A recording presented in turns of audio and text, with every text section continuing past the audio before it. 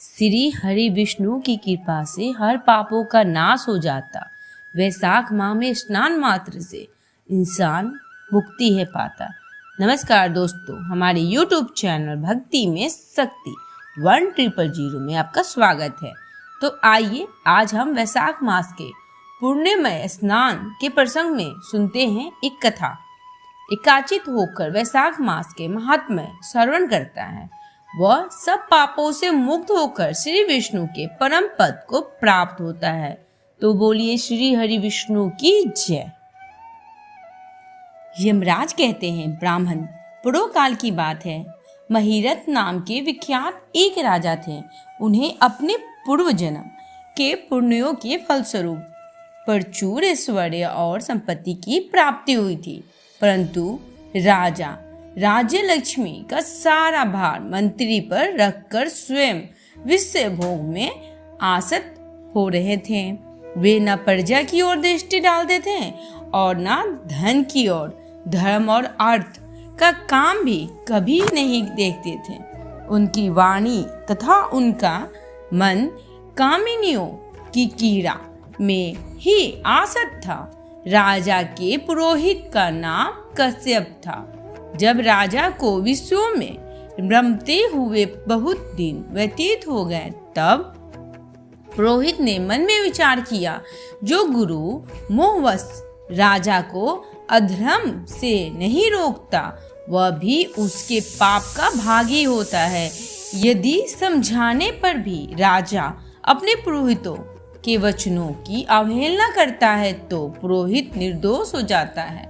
उस दशा में राजा ही सारे दोषों का भागी होता है। कश्यप बोले, राजन, मैं तुम्हारा गुरु हूँ, अतः धर्म और अर्थ से युक्त मेरे वचनों को सुनो। राजा के लिए यही सबसे बड़ा धर्म है कि वह गुरु की आज्ञा में रहे।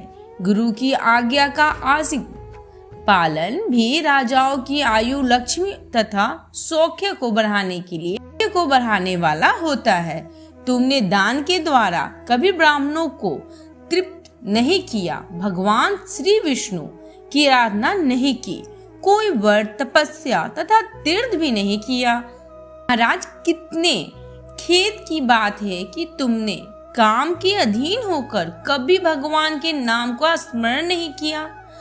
अबलाओं की संगत में पढ़कर विद्वानों की संगति नहीं की। जिसका मन स्त्रियों ने हर लिया, उसे अपनी विद्या, तपस्या, त्याग, नीति तथा विवेकशील चित्त से क्या लाभ हुआ। एकमात्र धर्म ही है सबसे महान और श्रेष्ठ है, जो मृत्यु के बाद भी साथ जाता है। शरीर के उपभोग में आने वाली अन्य जितनी वस्तुएं हैं, वे सब यही नष्ट हो जाती हैं।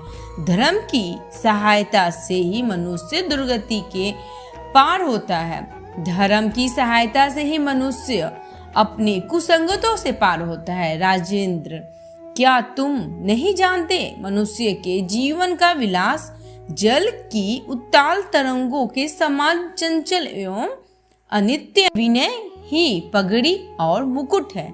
सत्य और धर्म की कुंडल है तथा त्याग कंगन है। उन्हें जड़ आभूषणों की क्या आवश्यकता है। मनुष्य के निर्जीव शरीर को काट और ढेले के समान पृथ्वी पर फेंके। उनके बंधु बांधव मुंह फेर कर चल देते हैं। केवल धर्म ही उनके पीछे पीछे जाता है।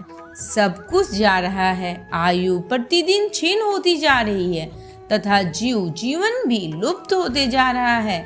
ऐसी अवस्था में भी तुम उठकर भागते क्यों नहीं।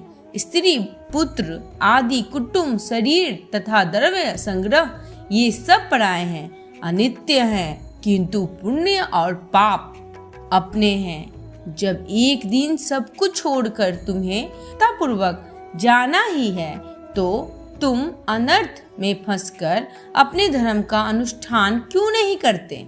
मरने के बाद उस दुर्गम पथ पर अकेले कैसे चलोगे, जहाँ न ठहरने के लिए स्थान है, न खाने योग्य अन्न, न पानी, राह खर्च और न राह बताने वाला कोई गुरु।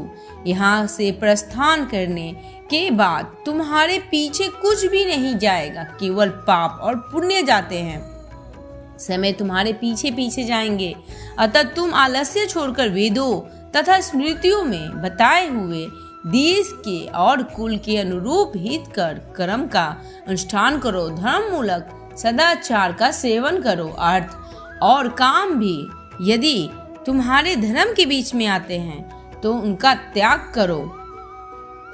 दिन रात इंद्र विजय रूपी योग का अनुष्ठान करना चाहिए, क्योंकि जितेंद्रिय राजा की प्रजा को अपने वश में रख सकता है। लक्ष्मी अत्यंत रमणी के कटाक्ष के समान चंचल होती है। विनय रूपी गुण धारण करने से ही वह राजाओं से दीर्घ काल तक ठहरी रहती है। व्यसन और मृत्यु, इसमें व्यसन को ही कष्टदायक बताया गया है। व्यसन में पड़े हुए राजा अधोगति होती है और व्यसन से दूर रहता है वह स्वर्गलोक में जाता है।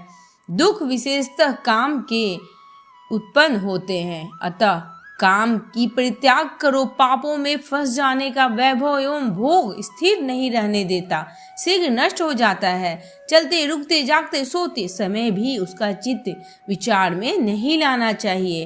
राजा धर्म तपस्वी विद्वान पुरुषों की बुद्धि का सहारा ले परा बुद्धि के रूप में अपने कुपगामी चित्त को वश में करता है। लौकिक धर्म मित्र भाई बंधु हाथ पैरों का चलना देशांतर में जाना शरीर से क्लेश को मिटा देता है।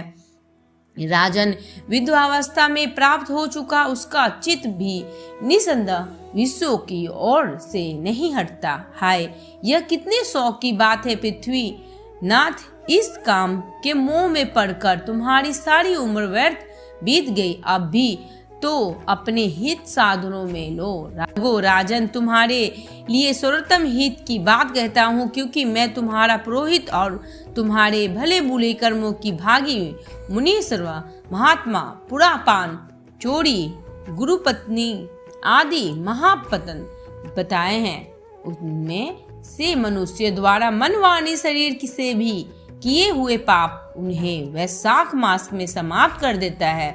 जैसे सूर्य अंधकार का नाश करता है, उसी प्रकार वैशाख मास पाप रूपी महान अंधकार का नाश कर देता है, सभी पापों का अंत कर देता है।